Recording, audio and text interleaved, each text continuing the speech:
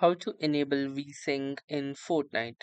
So hey guys, welcome to this tutorial. In this tutorial, I'll guide you through the exact steps on how you can enable the VSync in Fortnite.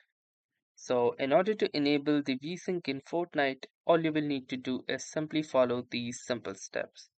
So the first thing that we're going to do is click onto your profile picture at the top right corner.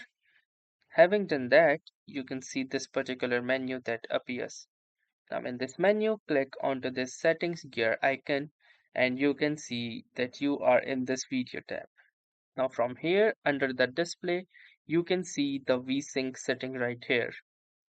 So enabling the VSync eliminates screen tearing by always rendering and presenting a full frame, and disabling VSync can give higher frame rates and better input responses, but can result in horizontal screen tearing.